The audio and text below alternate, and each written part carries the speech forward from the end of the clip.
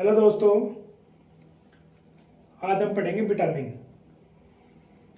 Vitamin कितने प्रकार की होती है, विटामिन क्या होती है, विटामिन के जो स्रोत होते हैं वो क्या होते हैं, विटामिन का नामकरण किसने किया था, विटामिन की खोज किसने की थी, जो महत्वपूर्ण बातें हैं उन सभी को आज हम जानेंगे। सबसे पहले जानते हैं विटामिन। विटामिन क्या होते हैं। विटामिन क्या होते हैं? विटामिन कार्बनिक पदार्थ होते हैं। विटामिन की आवश्यकता हमारे शरीर को अल्प मात्रा में पड़ती है, यानी कि विटामिन की जो नीड होती है, आवश्यकता होती है, वो हमारे शरीर को कम मात्रा में पड़ती है। विटामिन को स्वास्थ्य नियंत्रक अथवा उपापचय नियंत्रक कहा जाता है। विटामिन को क्या और क्या बोला जा सकता है? स्वास्थ्य नियंत्रक अथवा उपापचय नियंत्रक। विटामिन जो शब्द का सर्वप्रथम प्रयोग किया गया था, विटामिन शब्द का सर्वप्रथम प्रयोग 1912 में सी फंक वैज्ञानिक द्वारा किया गया था। और विटामिन शब्द की जो खोज की गई थी वो वैज्ञानिक हॉकिंग्स द्वारा की गई थी। हमें शरीर में उपापचय क्रियाओं का नियंत्रण करता है।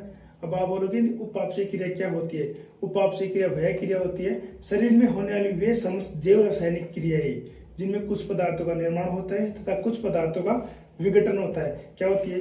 उपापचय क्रिया होती है। उपापचय क्रिया दो प्रकार की होती है, एक होती है अपचय, एक होती है उपचय। यानी कि एक होती है उपचय और दूसरी होती है अपचय। ये उपचय और अपचय क्या होती है? उपचय होती है वे जैव रासायनिक क्रियाएं जिनमें नए पदार्थों का संश्लेषण होता है। यानी कि उपचय क्या होगा? वे जैव रासायनिक क्रियाएं जिनमें नए पदार्थों का संश्लेषण होता है, यानी कि संश्लेषण होता है, क्या होगा? उपचय होगा। यानी अब जैसे कि फॉर एग्जाम्पल के लिए हम देख सकते हैं एमिनो एसिड के जुड़ने से, जैसे कि एमिनो एसिड के जुड़ने से किसका निर्माण होगा? प्रोटीन का निर्माण होगा। किसका निर्माण होगा? प्रोटीन का। यह हो गया उपचय। इसके बाद आएगा अपचय। वे जैव रासायनिक क्रियाएं जिनमें पदार्थों का विघटन होता है, क्या होता है? अपचय होता है। जैसे कि फॉर एग्जांपल ग्लूकोज के विघटन से किसका निर्माण होगा? यानी कि ग्लूकोज का विघटन होगा तो होगा क्या? एटीपी का निर्माण। किसका निर्माण होगा? एटीपी का। एटीपी क्या होती है? एडेनोसिन ट्राइफॉस्फेट, जिसको हम कोशिका की ऊर्जा मुद्रा भी कहते हैं। अब विटामिन होती है दो प्रकार की। विटामिन होती है दो प्रकार की। कौन कौन सी? एक तो वह विटामिन जो वसा में घुलनशील विटामिन होगी, और दूसरी जो जल में घुलनशील विटामिन होगी। यानी कि टाइप्स ऑफ विटामिन। विटामिन दो प्रकार की होगी। पहली यहाँ देखो, विटामिन के प्रकार दो प्रकार की होगी, एक और दो। यानी कि एक तो वह विटामिन जो वसा में घुलनशील होगी, यानी कि वसा में घुलनशील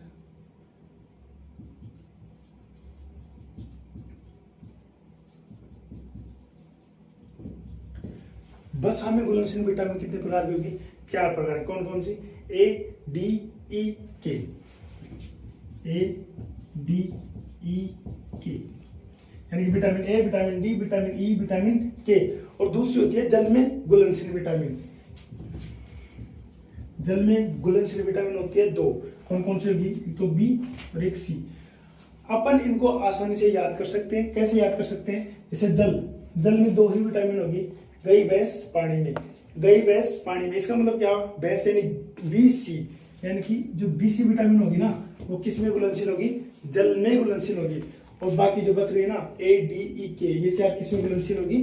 वसा में घुलनशील होगी। इसके बाद हम नेक्स्ट जो पढ़ेंगे, प्रत्येक विटामिन की अलग अलग इनके स्रोत क्या होते हैं। जैसे कि विटामिन 6 प्रकार की होती है। अब हम विटामिन को अलग अलग रूपों में पढ़ेंगे। जैसे कि फर्स्ट नंबर में पढ़ेंगे विटामिन ए। देखो विटामिन ए। विटामिन ए, इसका जो रासायनिक नाम होगा वो होगा रेटिनॉल। विटामिन यानी कि रासायनिक नाम, इसका रासायनिक नाम होगा रेटिनॉल। Very very important. जो ये रासायनिक नाम होते हैं एग्जाम में सीधे सीधे रूप में पूछे जाते हैं। इनके जो स्रोत होते हैं विटामिन सी के, वो कौन कौन से स्रोत से विटामिन सी हमें प्राप्त होती है। उदाहरण के लिए गाजर, मूली, पालक, हरी सब्जियां, दूध, अंडे, मांस। और इन सब उदाहरणों में सबसे जो इम्पोर्टेंट उदाहरण होता है वो होता है सुनहरा चावल। इसका जो मुख्य जो स्रोत होगा इम्पोर्टेंट, कई बार एग्जाम में पूछा जाता है सुनहरा चावल। जो सुनहरा चावल होता है वो भी विटामिन ए का स्रोत होता है। इसमें होगा क्या, जैसे कि कैरोटीनॉइड यकृत में रेटिनॉल में परिवर्तित होता है। जो ये रेटिनॉल होता है वो किससे, जो कैरोटीनॉइड होता है, कैरोटीनॉइड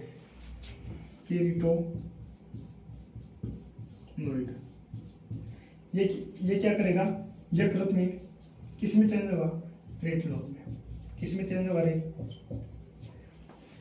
जो कैरोटीनॉइड यकृत में रेटिनॉल में परिवर्तन होता है। रेटिनॉल तथा जो ओपिन्स मिलकर किसका, रोडोप्सिन का संश्लेषण करती है। रोडोप्सिन क्या होती है, जो कि रोडोप्सिन होती है प्रकाश का अवशोषण करता है। जो रोडोप्सिन होता है वो किसका अवशोषण करता है, प्रकाश का।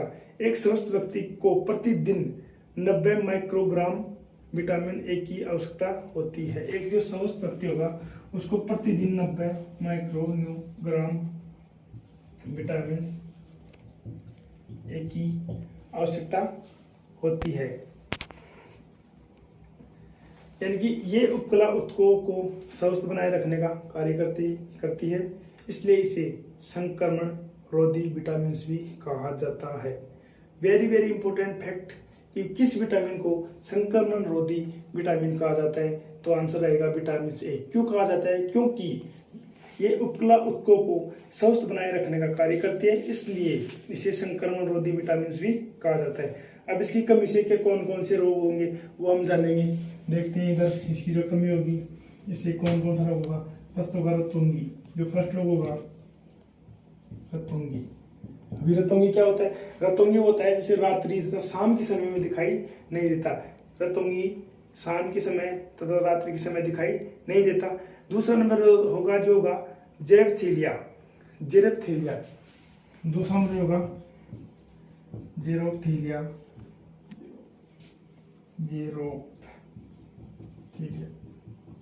इसमें क्या होगा, इसमें जो हमारी आंखें होती है उनके ऊपर क्या होता है, सूजन आ जाता है। हमारी आंखों पे सूजन यानी कि सूखापन आ जाता है आंखों में, और आंखों में। और दूसरा जो रोग होगा आंखों में सूजन आएगी। और जो चौथा रोग होगा चर्म रोग। विटामिन ए की कमी से चर्म रोग भी होना स्टार्ट हो जाते हैं। इसके बाद जो नेक्स्ट पढ़ेंगे विटामिन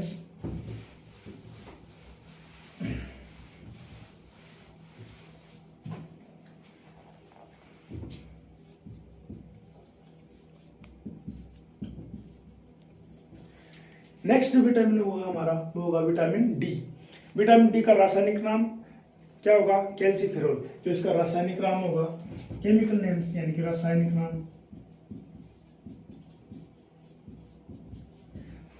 नाम क्या होगा, कैल्सीफेरॉल। लिख सकते हैं कैल्सी।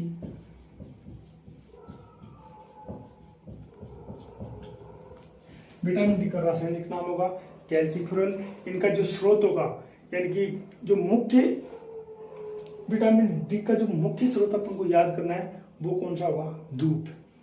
और इसके अलावा मछली का तेल, दूध, अंडे, मांस, इनको तो आप एक बार के लिए छोड़ भी सकते हो, लेकिन जो मछली का तेल होता है और दूध होता है, इन दोनों से मैं क्या स्रोत लिख दो, मछली का तेल, दूसरा दूध। इसके अलावा मांस, अंडे, दूध वगैरह वगैरह लिख सकते हैं। हरी सब्जियों में विटामिन डी बहुत कम मात्रा में पाया जाता है। क्यों पाया जाता है, क्योंकि विटामिन डी किस में पाया जाएगा, दूध में। इसलिए कह सकते हैं कि विटामिन डी जो है हरी सब्जियों में बहुत कम मात्रा में पाया जाएगा। प्रकाश त्वचा में उपस्थित कोलेस्ट्रॉल को विटामिन डी में परिवर्तित करता है। आपको याद रखना है कि जो प्रकाश होता है त्वचा में उपस्थित कोलेस्ट्रॉल को,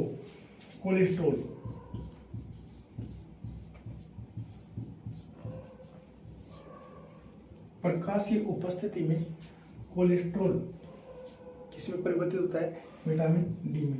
यानी कि प्रकाश और ये विटामिन डी। प्रकाश की उपस्थिति में या फिर प्रकाश की उपस्थिति में कोलेस्ट्रॉल को विटामिन डी में परिवर्तित कर देता है। विटामिन डी को धूप का विटामिन भी कहा जाता है। इसका जो अन्य नाम होगा लिख सकते हैं। अन्य नाम क्या होगा? अन्य नाम यानी कि धूप का विटामिन। किस विटामिन को धूप का विटामिन कहा जाता है? तो आंसर आएगा विटामिन डी। अब विटामिन भी कितने प्रकार, जो विटामिन डी होगी वो 2 प्रकार की होती है। विटामिन डी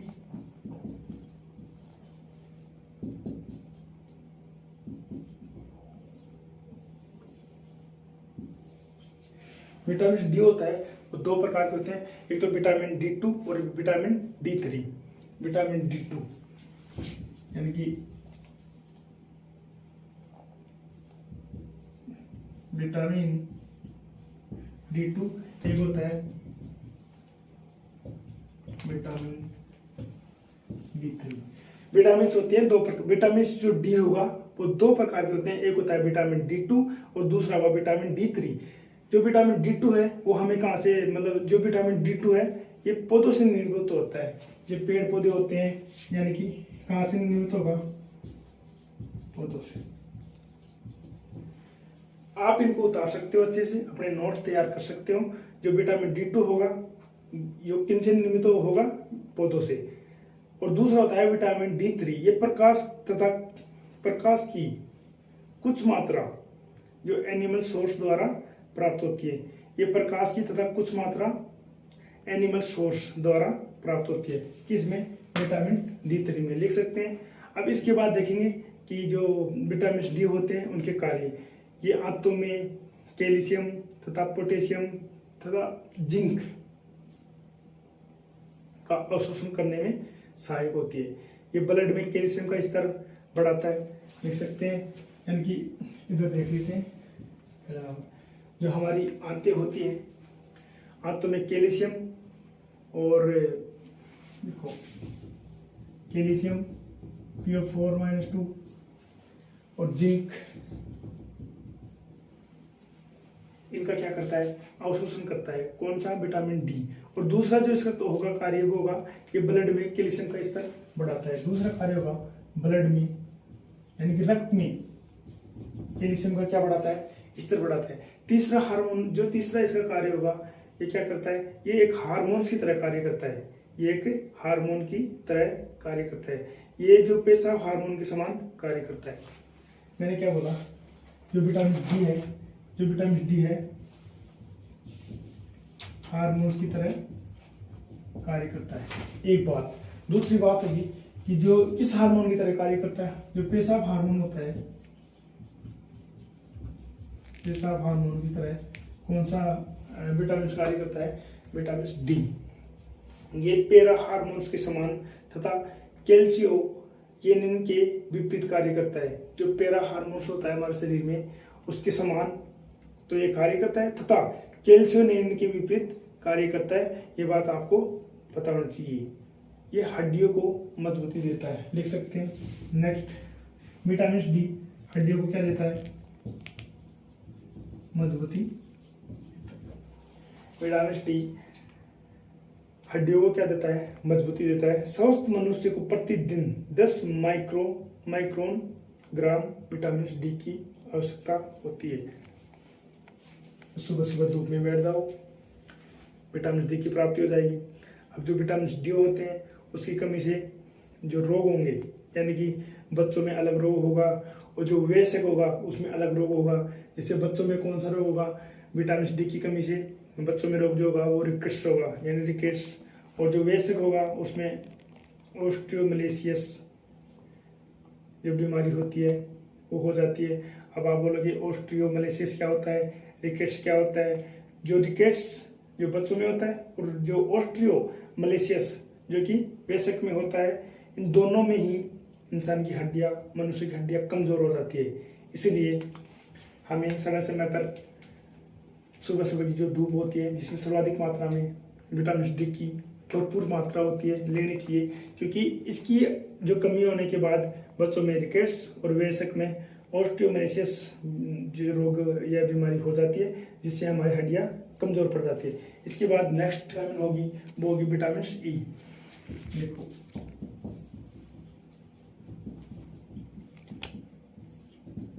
विटामिन ई का जो रासायनिक नाम क्या होगा लिख सकते हैं। विटामिन ई का रासायनिक नाम होगा टोको। विटामिन ई का रासायनिक नाम क्या होगा टोकोफेरल। इसके जो स्रोत होंगे बादाम, अखरोट, अंकुरित बीज, दूध, अंडे, मांस। इसके अलावा जो आपको याद रखनी है उसमें याद रखोगे आप सोयाबीन, मूंगफली तथा सूरजमुखी का तेल। लिख दो सोयाबीन, मूंगफली, सूरजमुखी, जो तीनों का तेल होगा वो भी किसका स्रोत होगा विटामिन ई का। अब देखेंगे इसका जो कार्य, इसका कार्य क्या होगा त्वचा पर दाग तथा झुर्रियों को कम करता है। जैसे त्वचा पर जैसे जैसे उम्र बढ़ती है तो हमारी त्वचा पर दाग धब्बे या फिर झुर्रियां पड़ना स्टार्ट हो जाती है। अगर हम समय समय पर विटामिन ई की मात्रा लेते रहेंगे तो ये क्या करता है झुर्रियों तथा दाग धब्बों को क्या करता है कम करता है। इसलिए इसे कौन सा विटामिन कहा जाएगा, इसलिए इसे सुंदरता का विटामिन। याद होना चाहिए कि किस विटामिन को सुंदरता का विटामिन कहा जाता है, तो हमारा आंसर रहेगा विटामिन ई, क्योंकि ये त्वचा पर दाग तथा झुर्रियों को कम करता है, इसलिए इसे सुंदरता का विटामिन कहा जाता है। इसके बाद विटामिन ई शरीर में होने वाली जैव रासायनिक क्रियाओं के दौरान मुक्त मूलकों को शरीर से बाहर निकालती है। हमारे शरीर में जब जैव रासायनिक क्रियाएं होती हैं या फिर संपन्न होती है उसी दौरान जो मुक्त मूलक यानी कि जो एडवांस होंगे शरीर में एडवांस पदार्थ, मुक्त मूलक, फ्री रेडिकल्स, उनको शरीर से बाहर निकालने का कार्य कौन सा यानी कौन सी विटामिन करती है विटामिन ई। विटामिन ई प्रतिऑक्सीकारक की तरह कार्य करती है। जैसे हमारे चेहरे के ऊपर या फिर शरीर पर कहीं भी दाग धब्बे हो गए तो ये किसकी तरह कार्य करेगी प्रतिऑक्सीकारक की तरह। बहुत बार एग्जाम में पूछा जाता है कि कौन सी विटामिन प्रतिऑक्सीकारक की तरह कार्य करती है, तो हमारा आंसर रहेगा विटामिन ई। जो विटामिन ई होती है विटामिन ई तथा विटामिन सी तथा सेलेनियस प्रतिऑक्सीकारक होते हैं। नोट में आप लिख सकते हो कि विटामिन ई और विटामिन सी तथा सेलेनियम ये दो तीनों होंगे वो किसकी तरह होंगे प्रतिऑक्सीकारक की तरह कार्य करेंगे। विटामिन ई प्रजनन तंत्र को स्वस्थ बनाए रखने का कार्य करता है। बहुत बार एग्जाम में पूछा जाता है कि कौन सा जो विटामिन होगा वो प्रजनन तंत्र को स्वस्थ बनाए रखने का कार्य करेगा, तो आंसर होगा विटामिन ई। विटामिन ई बालों को पोषण तथा मजबूती प्रदान करता है। जो विटामिन ई होगा विटामिन ई क्या करेगा बालों को पोषण प्रदान करेगा तथा पोषण प्रदान करने के साथ साथ ही हमारे जो हेयर होते हैं बाल होते हैं उनको मजबूती प्रदान करने का जो कार्य करेगा वो कौन सा होगा विटामिन सी। आप देखेंगे विटामिन सी कमी से कौन कौन से रोग हो सकते हैं। विटामिन सी कमी से जो सबसे पहले रोग होगा वो होगा बांझपन। सबसे पहले क्या होगा बांझपन। अगर विटामिन की कमी हो जाए, विटामिन ई की कमी हो जाए तो हमारे शरीर में कौन कौन से लक्षण दिखाई देंगे। सबसे पहले लक्षण होगा बांझपन। सबसे पहले लिख सकते हैं बांझपन। दूसरा होगा बालों का झड़ना। तीसरा होगा इससे जो डिप्रेशन होगा। अगर विटामिन ई की कमी होगी तो हम डिप्रेशन का शिकार हमारा होना तय होता है। और जो चौथी होगी वो थकान, यानी कि समय से पहले जैसे काम कम कर रहे हैं और उसी के दौरान हमारे शरीर में थकान उत्पन्न हो जाती है। तो ये सारे लक्षण किसके लक्षण होंगे विटामिन ई की कमी के लक्षण होंगे। तो यहाँ तक समझ में आया होगा कि विटामिन ई का रासायनिक नाम टोकोफेरोल, इसकी जो कमी होगी जो स्रोत होंगे सोयाबीन, मूंगफली तथा सूरजमुखी का तेल होगा। और जो विटामिन सी की कमी से क्या क्या रोग होंगे जैसे बांझपन हो जाएगा, बालों का झड़ना हो जाएगा और डिप्रेशन का शिकार होंगे।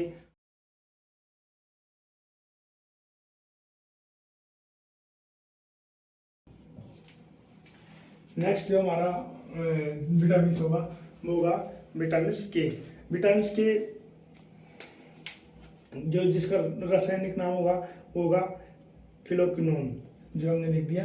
इसका जो रासायनिक नाम होगा वो होगा फिलोक्विनोन। इसका जो दूसरा नाम है मोनोक्विनोन भी इसको बोल सकते हैं। इसका जो दूसरा नाम है रासायनिक नाम उसको मोनोक्विनोन भी बोल सकते हैं।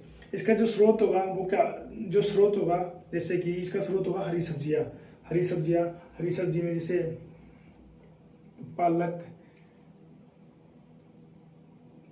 हमारी जो दैनिक जीवन में हरी सब्जियां उपयोग में ली जाती हैं उन सभी में लगभग विटामिन के की मात्रा पाई जाएगी। दूसरा होगा रसदार फल, पालक यानी कि, और मूली, पत्ता गोभी यानी कि बंद गोभी, लहसुन, प्याज, चुकंदर, इन सभी में किसकी मात्रा पाई जाएगी। आप चुकंदर को तो वेरी मोस्ट करके याद रखना कि चुकंदर में कौन सी विटामिन पाई जाएगी, विटामिन के। इसके बाद जो विटामिन होती है वो विटामिन होती है दो प्रकार की। कौन सी, एक होगी विटामिन K1 और विटामिन K2। विटामिन डी की तरह विटामिन के भी, विटामिन K2। विटामिन डी की तरह विटामिन के भी कितने प्रकार की होती है, दो प्रकार की। पहली होती है विटामिन K1 और दूसरी होती है विटामिन K2। वैसे के आंतों में कुछ सूक्ष्म भी पाए जाते हैं। हम विटामिन के को समझते हैं, इसका यूज, इसकी जो कार्य वगैरह जो भी है हम समझते हैं। वैसे की जो आंत होते हैं उनमें कुछ सूक्ष्म जीव पाए जाते हैं जो आंतों में विटामिन के का संश्लेषण करते हैं। यानी कि जो वयस्क मनुष्य होते हैं उनकी जो आंत होती है, हमारे शरीर के अंदर आंतें होती है, उनमें कुछ सूक्ष्म जीव पाए जाते हैं जो सूक्ष्म जीवों में क्या करते हैं, विटामिन के का संश्लेषण करते हैं। इसलिए वयस्क में कमी न के बराबर होती है। वयस्क जो मनुष्य होता है उनमें विटामिन के की कमी कभी नहीं होती। क्यों नहीं होती ये मैंने आपको बता दिया, क्योंकि जो वयस्क की आंतों में कुछ सूक्ष्म जीव पाए जाते हैं जो विटामिन के का क्या करते हैं, संश्लेषण करते हैं।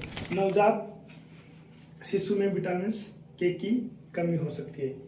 क्यों हो सकती है, क्योंकि यदि कोई व्यक्ति अधिक मात्रा में यानी अधिकतक मात्रा में सल्फा औषधियां का सेवन करता है तो उसके शरीर में विटामिन के की कमी हो सकती है। सल्फा औषधि अगर कोई भी व्यक्ति हो, जैसे वयस्क हो या फिर नवजात बच्चा, कोई भी हो, अगर वो व्यक्ति सल्फा औषधियों का अधिक सेवन करता है तो उसके शरीर में कौन सी विटामिन की कमी हो जाएगी, विटामिन के की कमी हो जाएगी। इसका जो पहला कार्य होगा वो होगा ये रक्त में कैल्शियम को क्या करता है, फैलाता है। हम देखेंगे विटामिन के कार्य। पहला कार्य होगा यानी कि रक्त में कैल्शियम होता है। हमारे रक्त में जो कैल्शियम होगा ना, हमारे शरीर में जो हड्डियों में कैल्शियम होगा उसको जो फैलाने का कार्य करेगा ना, वो कौन सा विटामिन करेगा, विटामिन के। ये रक्त के वयस्क बनने में सहायता करता है। यानी कि रक्त होगा, जो विटामिन के होगी वो रक्त के वयस्क यानी कि पहला कार्य होगा ये रक्त में कैल्शियम को फैलाता है। दूसरा कार्य होगा ये रक्त में थक्का बनाने में सहायता करता है, इसलिए इसे रक्त स्राव रोधी विटामिन भी कहा जाता है। इसका जो दूसरा नाम होगा रक्त स्राव विटामिन। रक्त स्राव विटामिन क्यों कहा जाता है, क्योंकि हमारे शरीर में ये रक्त का थक्का बनाने में सहायता करता है, इसलिए विटामिन के को रक्त स्राव विटामिन भी कहा जाता है। बहुत बार एग्जाम में आता है कि कौन से विटामिन को रक्त स्राव विटामिन कहा जाता है, तो उसका आंसर रहेगा विटामिन के। यहाँ तक समझ में आया होगा। इसके बाद ये हड्डियों को मजबूत बनाने में सहायता करता है। कौन सा विटामिन है जो हड्डियों को मजबूत बनाने में सहायता करता है, तो उसका आंसर रहेगा विटामिन के। महिलाओं में जब महामारी के समय यानी कि रजोधर्म महामारी के समय रक्त स्राव को कम करता है। विटामिन के जो होगा वो जब महिलाओं में चक्कर यानी कि महामारी रजोधर्म के समय जब रक्त का स्राव होता है तो जो विटामिन के होगा वो रक्त स्राव को क्या करता है, कम करता है। जैसे ये नाक, गले, यकृत, प्रोस्टेट कैंसर से मतलब लड़ने की क्या रखता है, क्षमता देता है। हमारे शरीर में जैसे नाक हो गया, गला हो गया, यकृत हो गया, प्रोस्टेट कैंसर से लड़ने की क्षमता कौन सा विटामिन प्रदान करता है? तो उसका आंसर रहेगा विटामिन के। विटामिन के शरीर में कई प्रकार के प्रोटीनों को क्या करता है? संश्लेषित करता है। जो विटामिन के होगा हमारे शरीर में अनेक प्रकार की विटामिन का क्या करता है? संश्लेषण करता है। विटामिन के फाइब्रिन तथा प्रोग्लोबिन का क्या करता है? संश्लेषण करता है। ये बात आपको याद रखनी होगी कि जो विटामिन ए होगा वो किसका संश्लेषण करता है? फाइब्रिन का, और प्रोथ्रोग्लोबिन का क्या करता है? संश्लेषण करता है। कौन सा विटामिन? आप देखेंगे विटामिन के की कमी।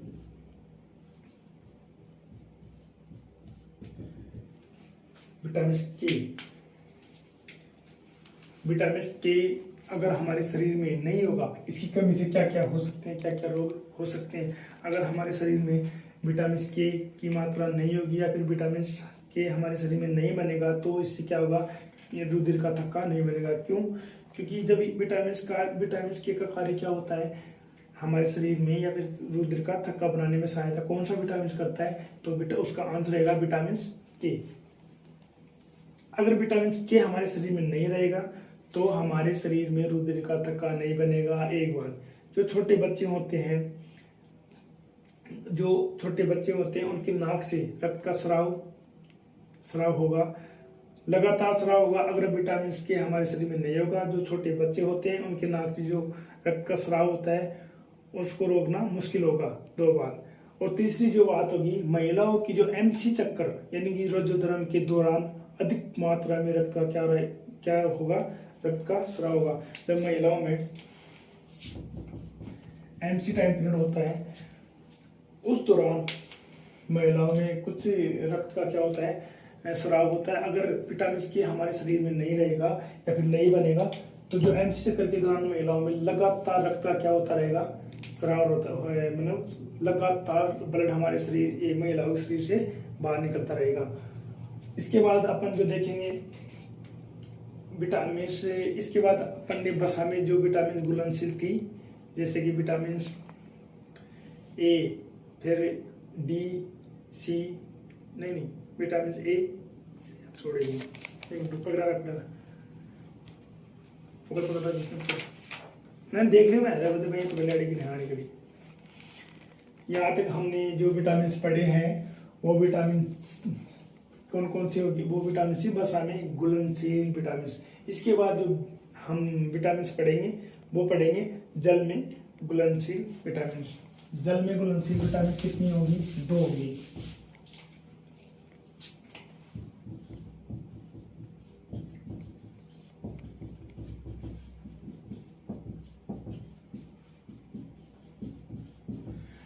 जल में घुलनशील विटामिन होती है 2। गई भैंस पानी में, भैंस BC भैंस। जल में घुलनशील विटामिन कितनी होती हैं? 2 होती हैं। एक होगी B और एक होगी C। उसको बहुत ही आसान तरीके से अपने याद कर सकते हैं, भैंस, या फिर बोल सकते हैं गई भैंस पानी में, यानी कि विटामिन B और विटामिन C। सबसे पहले पढ़ेंगे vitamin B। Vitamin B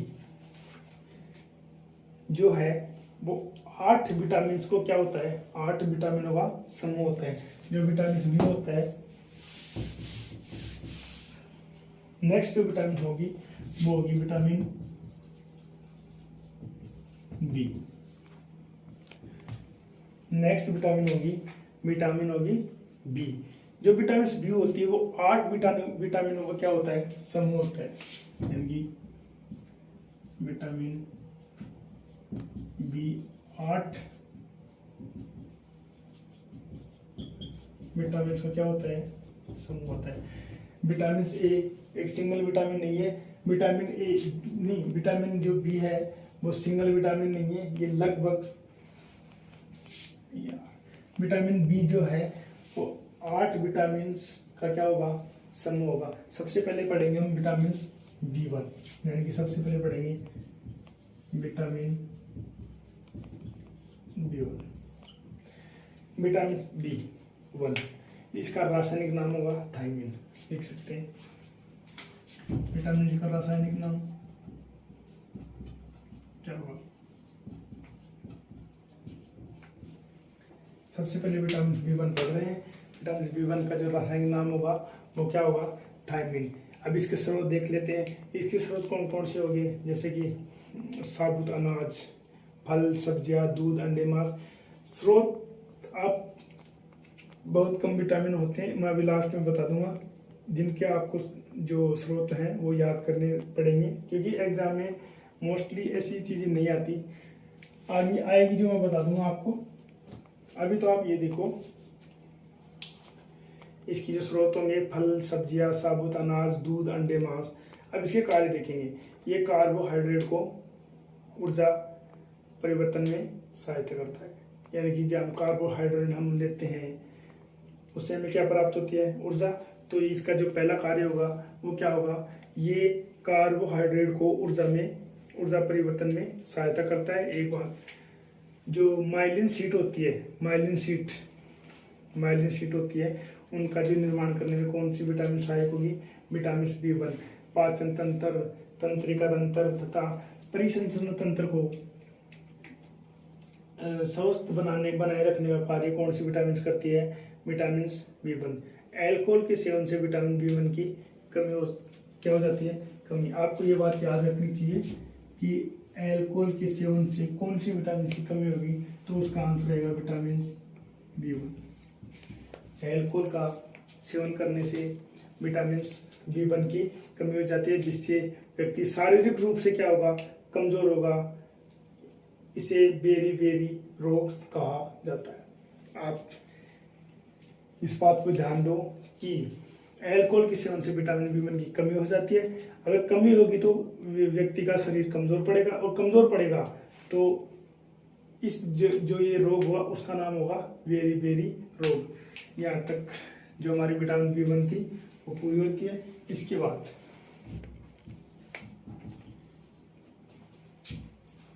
next जो हमारी विटामिन होगी वो होगी विटामिन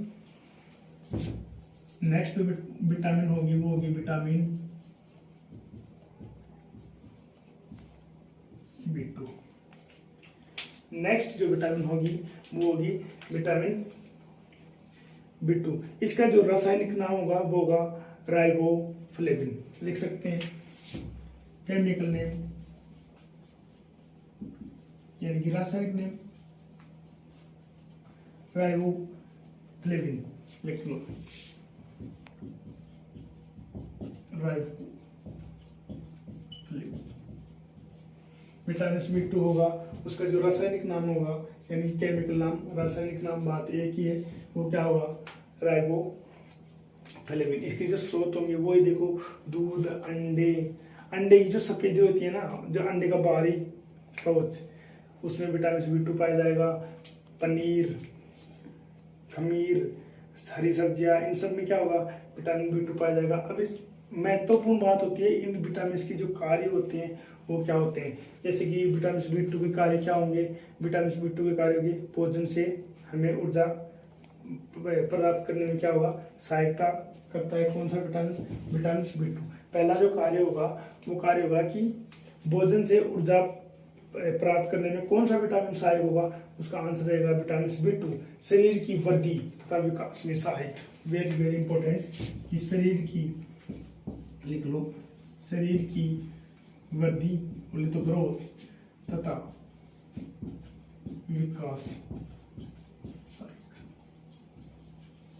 शरीर की वृद्धि तथा विकास में कौन सा विटामिन सहायता करता है, तो उसका आंसर रहेगा विटामिन B2। इसके बाद देखेंगे हम कमी। तो विटामिन B2 की जब कमी होती है तो आंखों में लाली, यानी कि जब लाली का मतलब क्या होता है, आंखों में क्या होता है, लाल सी जो लाली में छा जाती है, यानी कि रेड आंखें होना स्टार्ट हो जाती है। इसीलिए आंखों में लाली आना, ये किसका उदाहरण, किस विटामिन की कमी का उदाहरण होगा, विटामिन B2 का। बालों का झड़ना, समय से पहले जीभ, जो हमारी जीभ होती है उसमें क्या पड़ जाएंगी, दरारें पड़ जाएंगी, यानी कि जीभ के ऊपर ऐसे दरारें पड़ जाएंगी। और जो इसके बाद होगा, गले में क्या होगा, खराश होगा। इससे गले में क्या होता है, समय से पहले गले में खराश आना स्टार्ट हो जाता है, जीभ पर दरारें पड़ना स्टार्ट हो जाती है, बालों का झड़ना शुरू हो जाता है और आंखों में लाली छा जाती है। इसके बाद विटामिन B1 पढ़ लिया, B2 पढ़ लिया।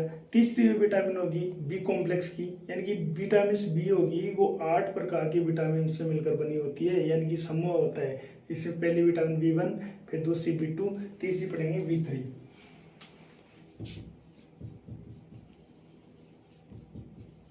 विटामिन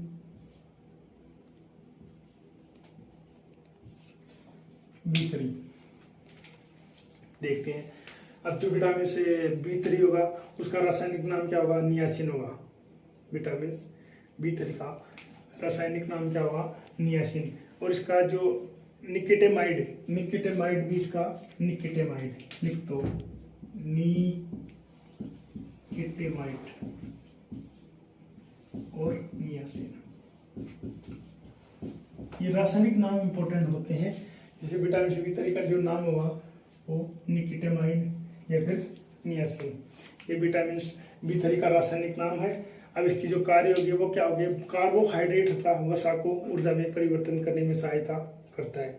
विटामिन जो B3 होगा वो कार्बोहाइड्रेट तथा वसा को ऊर्जा में परिवर्तन करने में विटामिन B3 सहायक होता है।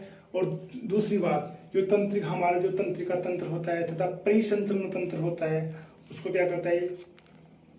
यानी कि स्वस्थ बनाता है। हमारा जो तंत्रिका तंत्र होता है और जो परिसंचरण तंत्र होता है उसको स्वस्थ कौन सा विटामिन बनाता है? तो उसका आंसर रहेगा विटामिन B3। अब देखते हैं इसकी कमी से जो विटामिन B3 होती है, वेरी वेरी इंपॉर्टेंट, जो पेलेग्रा रोग होता है, पेलेग्रा रोग, पेलेग्रा रोग,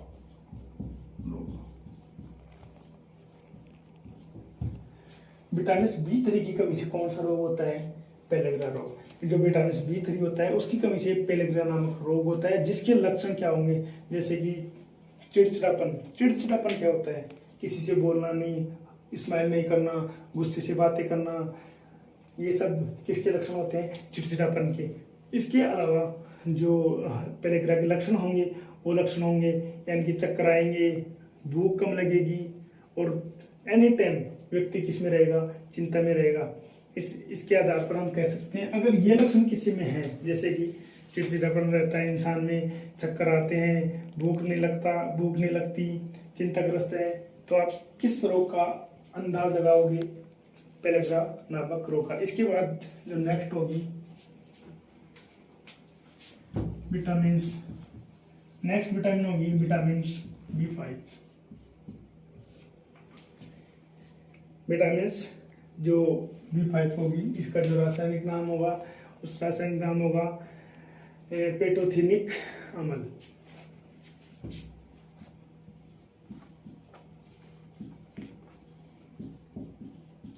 पेटोथिनिक अम्ल। जो विटामिन B5 होती है उसका रासायनिक नाम होगा पेटोथिनिक अम्ल। इसके बाद हम देखेंगे जो विटामिन B5 है इसका हमें एक वैज्ञानिक का नाम याद रख लेंगे, कोई दिक्कत वाली बात है नहीं। रोजर विलियम्स, रोजर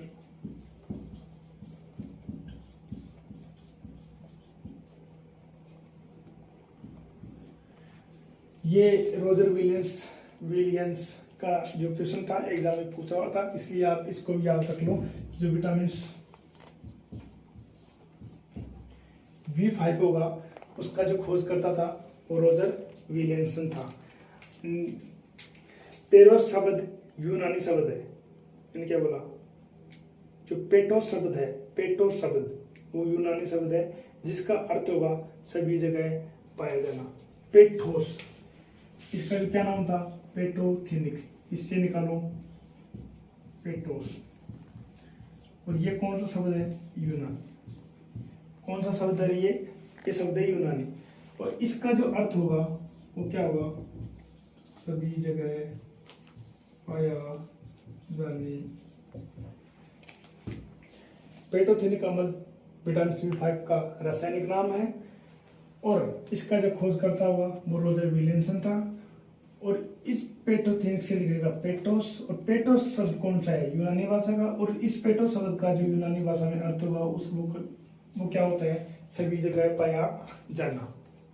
ये बात आप क्योंकि एक तो ये सभी बातें एग्जाम में पूछी हुई है, इसीलिए आपको भी ये बात याद रखना जरूरी है। इसके जो स्रोत होंगे वो दूध, अंडे, मांस, यकृत। आप विटामिन से B5 के बारे में याद रख सकते हैं कि जो विटामिन यकृत, इस बात को आप याद रखना। यकृत होगा, इसका स्रोत होगा विटामिन B5 का। मूंगफली, ये विटामिन जो सब्जियां होती है, सब्जियों में कम पाया जाएगा, क्योंकि ज़्यादातर विटामिन B5 का जो स्रोत निर्माण होगा वो कहाँ होगा? विटामिन ए, यकृत में।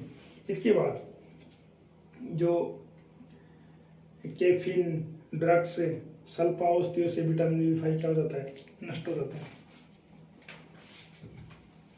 कैफीन होता है, मॉर्फिन होता है, सल्फाओस्टिया होती है, इन सभी का सेवन करने से कौन सा विटामिन नष्ट हो जाता है?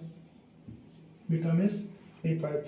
याद रखना कि कैफीन, ड्रग्स से, सल्फाओस्टियो के सेवन से या फिर सल्फाओस्टियो के ओस्टियो से विटामिन B5 नष्ट हो जाता है। अब इसका कार्य देखेंगे। विटामिन B5 की जो कार्य होगी वो क्या होगा? प्रोटीन, कार्बोहाइड्रेट तथा वसा को ऊर्जा में बदलता है। जो विटामिन B5 होगी वो क्या करेगा? विटामिन B5 होगी वो क्या करेगा? जैसे कार्बोहाइड्रेट, वसा, प्रोटीन, इनको किस में बदलेगा? ऊर्जा में। क्योंकि कार्बोहाइड्रेट, वसा और जो प्रोटीन होगी वो हमें क्या प्राप्त करते हैं? क्या प्रदान करते हैं? ऊर्जा। तो जिसको ऊर्जा में कार्बोहाइड्रेट, वसा, प्रोटीन को ऊर्जा में प्रदान कौन करता है? Vitamin B5। अब सबसे इम्पोर्टेंट पर्सन विटामिन B5 का, वेरी वेरी इंपॉर्टेंट, यानी कि जो हमारी आरबीसी होती है, आरबीसी के निर्माण में सहायता कौन सी विटामिन करती है? तो उसका आंसर रहेगा विटामिन B5। यानी कि लिख दो आरबीसी के निर्माण में सहायक कौन C vitamin? Vitamin B5। RBC के निर्माण में कौन सी विटामिन सहायक होगी? तो उसका आंसर रहेगा विटामिन B5। ये तनाव को कम करता है, कार्टिसोल के उत्पादन में सहायता करता है। इसकी जो कमी होगी, मतलब विटामिन B5, देखो सीधी सी बात ये है, अगर विटामिन की जो कमी होगी, अगर कमी से जो रोग होंगे वो क्या होंगे? शारीरिक कमजोरी आएगी, अनिद्रा होगी, डिप्रेशन होगा, तनाव होगा, आरबीसी की कमी होगी। आप इसको अच्छे से याद इस प्रकार से कर सकते हैं। जो विटामिन B5 होती है वो क्या करती है? जो विटामिन B5 होती है, कार्बोहाइड्रेट, प्रोटीन, वसा, इन सभी से जो ऊर्जा प्राप्त होती है उसको ऊर्जा में परिवर्तन कौन करता है? तो उसका आंसर रहेगा विटामिन B5। अगर विटामिन B5 और एक बात और, आरबीसी के निर्माण में कौन सी विटामिन सहायक होगी? तो उसका आंसर भी विटामिन B5 होगा। अगर हमारे शरीर में विटामिन B5 नहीं रहेगा तो ना तो कार्बोहाइड्रेट तथा वसा और प्रोटीन ऊर्जा में बदलेगी, और ऊर्जा में नहीं बदलेगी तो हमारे शरीर में एनर्जी की कमी आएगी तो हमारे शरीर में शारीरिक कमजोरी आएगी। एक बात, शारीरिक कमजोरी आएगी तो नींद नहीं आएगी और इंसान डिप्रेशन का शिकार होगा, तनाव में जाएगा। और दूसरी बात, आरबीसी की कमी होगी, क्योंकि जब आरबीसी हमारे शरीर में विटामिन B5 की उपस्थिति में B5 की उपस्थिति में आरबीसी बनती है। अगर हमारे शरीर में आरबीसी ही नहीं रहेगी तो क्या हमारे शरीर में आरबीसी बनेगी? कतई ही नहीं बनेगी। तो विटामिन से B5 की कमी से क्या क्या होगा? शारीरिक कमजोरी होगी, अनिद्रा होगी, डिप्रेशन, तनाव और आरबीसी की कमी। मैंने आपको अच्छी सी ये बातें समझा दी है। आरबीसी की कमी, क्योंकि विटामिन B5 का जो मुख्य कार्य होता है वो वसा, प्रोटीन, कार्बोहाइड्रेट, इन सभी को ऊर्जा में परिवर्तन करने का कार्य करती है। और अगर विटामिन B5 नहीं रहेगी मतलब इसकी कमी की बात होगी, और कमी की बात होगी तो आरबीसी की कमी हो जाएगी, शारीरिक कमजोरी आएगी, रातों में नींद नहीं आएगी, डिप्रेशन, व्यक्ति या मनुष्य डिप्रेशन का शिकार होगा, और डिप्रेशन का शिकार होगा तो तनाव होगा तो आरबीसी की कमी होगी। इसके बाद जो नेक्स्ट जो विटामिन होगा वो होगी विटामिन B6। नेक्स्ट विटामिन होगी विटामिन B6। इसका जो रासायनिक नाम होगा वो होगा रासायनिक नाम पायरिडोक्सिन।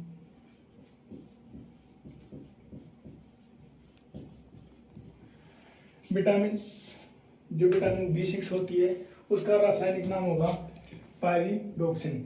अपन हम जानते हैं इनके स्रोत में वही दूध, अंडे, मांस, साबुत अनाज और मूंगफली। इस विटामिन B6 का जो कार्य होगा वो शारीरिक और जो मानसिक कार्य में क्या करता है, सहायता करता है। यानी शारीरिक एंड मानसिक जो कार्य होंगे उनमें सहायता विटामिन B6 के द्वारा किया जाएगा।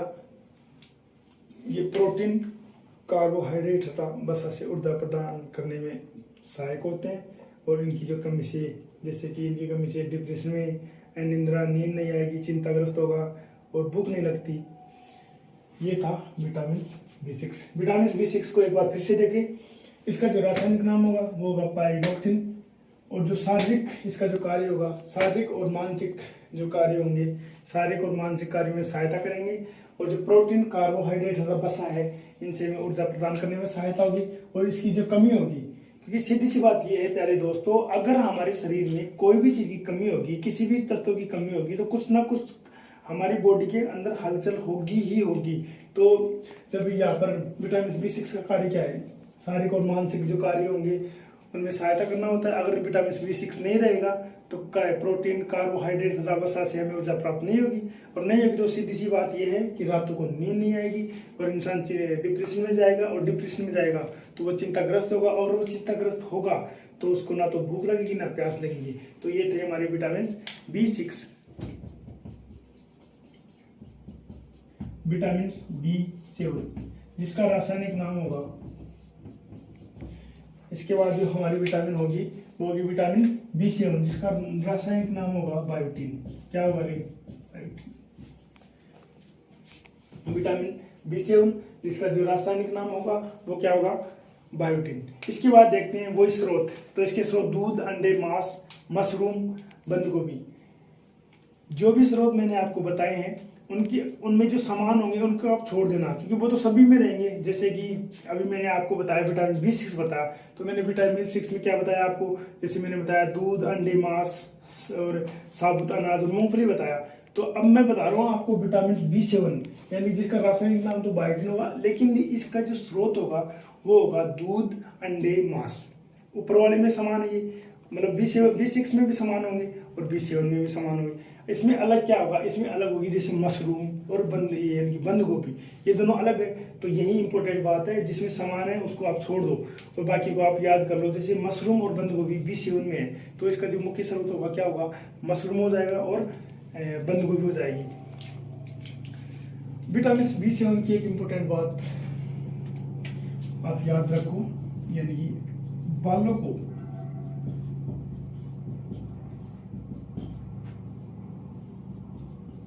पोषण प्रदान।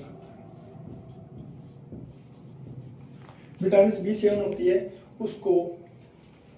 उसकी जो कार्य होंगे वो मुख्य कार्य क्या होगा, हमारे जो बाल होते हैं उनको पोषण कौन सी विटामिन देगी, तो उसका आंसर रहेगा विटामिन B7 जो कार्बोहाइड्रेट, वसा तथा प्रोटीन से ऊर्जा प्रदान करने में सहायता होगा।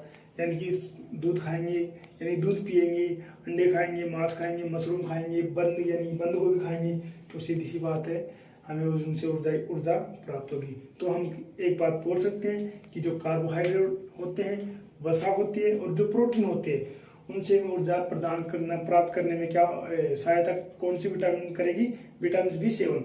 यानी कि उच्च बायोटीन के सेवन से रक्त वाहिनियों में कोलेस्ट्रॉल का स्तर बढ़ जाता है। बायोटीन की बात क्यों आई, क्योंकि जो विटामिन B7 है उसका जो रासायनिक नाम होगा वो नाम होगा बायोटीन। और अगर उच्च बायोटीन यानी कि ज़्यादा बायोटीन का जो आप सेवन कर लेंगे तो रक्त वाहिनियों में किसका स्तर बढ़ जाएगा, कोलेस्ट्रॉल का। तो ये थी हमारी B7 विटामिन। हमने B7 विटामिन पढ़ ली। विटामिन B7 के बाद हम पढ़ेंगे vitamin B9।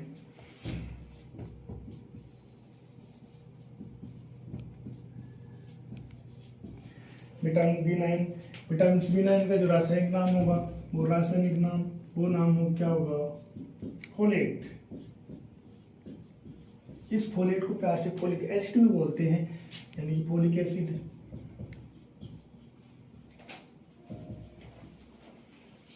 Folic acid means folic अम्ल। विटामिन बी 9 का रासायनिक नाम फोलेट, और फोलेट को प्यार से बोलते हैं फोलिक एसिड। इसके बाद इसका जो वही स्रोत में दूध, अंडे, मांस, इसमें अलग हो जाएगा अनाज। आप विटामिन बी 9 का जो एक स्रोत है वो याद रख सकते हो, यानी कि विटामिन बी 9 का जो स्रोत होगा वो अनाज होगा। इसके अलावा वो दूध, अंडे, मांस। भ्रूण का जो तंत्रिका तंत्र होता है उसका विकास विटामिन बी 9 की उपस्थिति में ही होता है। इसका जो इम्पोर्टेंट कार्य होगा, जो भ्रूण होता है, माता की गर्भाशय में जो भ्रूण पल रहा होता है उसका जो तंत्रिका तंत्र होता है उसका विकास विटामिन बी 9 की उपस्थिति में ही होता है। दूसरी जो इसकी इम्पोर्टेंट बात होगी, यानी कि लिख सकते हैं भ्रूण के तंत्रिका तंत्र का विकास करना। और जो डीएनए होता है हमारे शरीर में जो आनुवंशिक पदार्थ डीएनए होता है उसकी संश्लेषण में सहायता विटामिन बी 9 करता है। लिख सकते हैं डीएनए संश्लेषण में सहायक। ये दो बात होती है, दो कार्य होंगे, यानी कि भ्रूण में तंत्रिका तंत्र का विकास विटामिन बी 9 की उपस्थिति में ही होगा। दूसरी बात, विटामिन बी 9 की उपस्थिति में डीएनए संश्लेषण होगा। तो ये दो इम्पोर्टेंट्स की, और कोशिका के विकास में सहायक। जैसे कि इसमें आप ये समझो, जैसे तंत्रिका तंत्र की बात हो रही है, सेम है, जैसे डीएनए की बात हो रही है, फिर कोशिका के विकास की बात हो रही है, आरबीसी के विकास में सहायक हो रही है। ये ऐसी अगर प्रश्न कहीं पे आए तो आप सीधा उसका आंसर दे देना विटामिन बी 9। आप एक बार फिर से देख लीजिए, भ्रूण का तंत्रिका तंत्र का जो विकास होता है विटामिन बी 9 की उपस्थिति में होगा। डीएनए का संश्लेषण होगा और कोशिका के विकास में सहायता कौन सी विटामिन करेगी, विटामिन बी 9।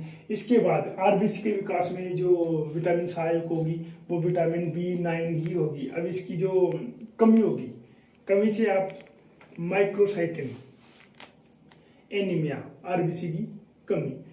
मैंने अभी इसके कार्य बताए, यानी कि भ्रूण का विकास, जो कोशिका का विकास, ठीक है। और इसके बाद आरबीसी का, यानी कि आरबीसी है तो आरबीसी के विकास में सहायक कौन सी, आरबीसी का विकास।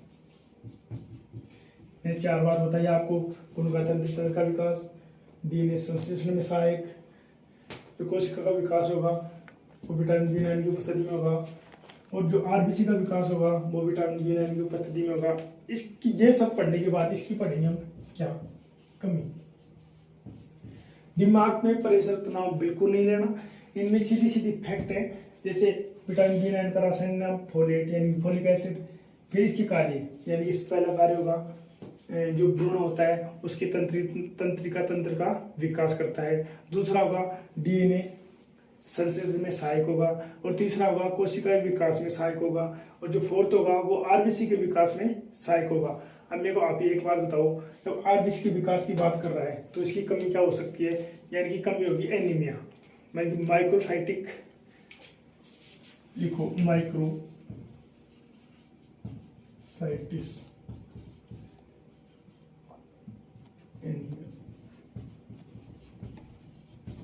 एनीमिया में क्या होगा, आरबीसी की कमी। यहाँ पर आरबीसी का विकास हो रहा है, सीधी सी बात है। आरबीसी का विटामिन बी 9 में क्या हो रहा है, आरबीसी का विकास हो रहा है। तो जब विटामिन बी 9 की कमी होगी तो क्या आरबीसी की कमी नहीं होगी, और जब आरबीसी की कमी होती है उसको बोला जाता है माइक्रोसाइटिक एनीमिया। तो यहाँ तक थी हमारी विटामिन बी 9। इसके बाद पढ़ेंगे नेक्स्ट जो विटामिन होगी वो होगी विटामिन बी 12 में, यानी कि इधर देखो नेक्स्ट विटामिन बी 12। हमारे पास साइनो कोबाल्ट एमिन, साइनो जो कोबाल्ट एमिन होगा क्या होगा, साइनो।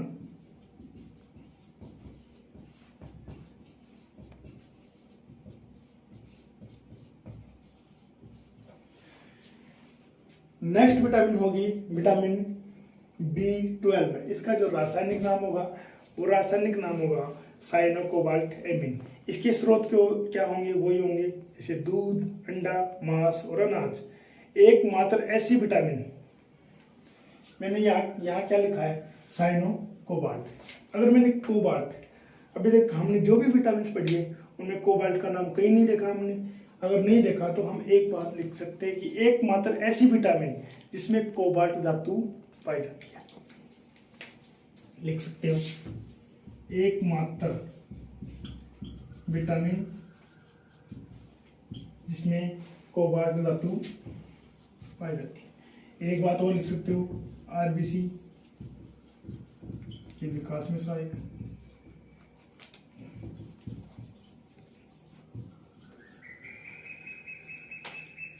आरबीसी के विकास में सहायता करती है, शारीरिक तथा मानसिक कार्य में सहायता करती है। कमी, पार्किंसियस एनीमिया, पार्किंसियस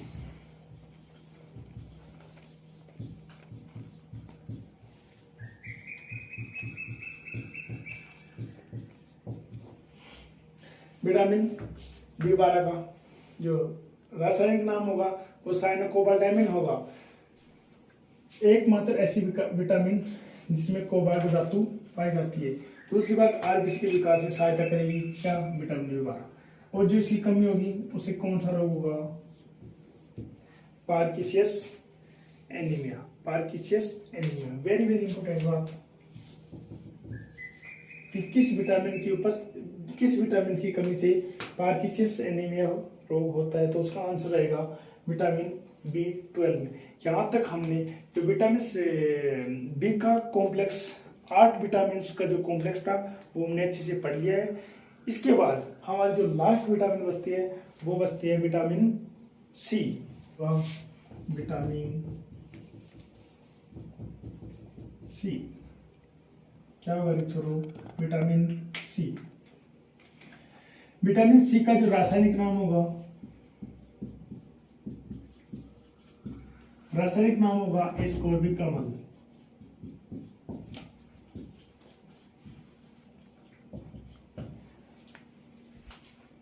हमने देखा कि जो विटामिन सी है उसका रासायनिक नाम क्या होता है, एस्कॉर्बिक अम्ल। अब जो इनके जो स्रोत होंगे विटामिन सी के स्रोत वो होंगे खट्टे और रसदार फल। अब आप अच्छे से जानते होंगे खट्टे फल कौन कौन से हो सकते हैं, जैसे नींबू हो गया, आंवला हो गया, संतरा हो गया, टमाटर, पालक, बेर, मिर्च, चुकंदर, कटहल, ये सब खट्टे और रसदार फल होते हैं। इसके बाद हम जानेंगे जो हरी मिर्ची होती है उसमें कौन सी विटामिन पाई जाती है, विटामिन सी पाई जाती है।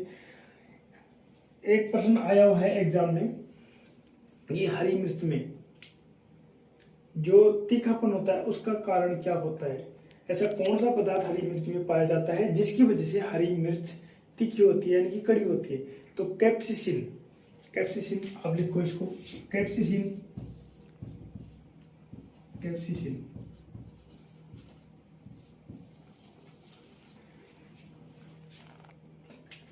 कैप्सिसिन नामक पदार्थ हरी मिर्ची में पाया जाता है और इसी पदार्थ की वजह से जो हरी मिर्चियां होती है वो तीखी कड़वी होती है। जो भी भारतीय लोग होंगे, विश्व में बात कर रहा हूं मैं, सिर्फ भारतीय लोगों की, भारतीय लोगों में विटामिन सी की मात्रा सर्वाधिक होती है।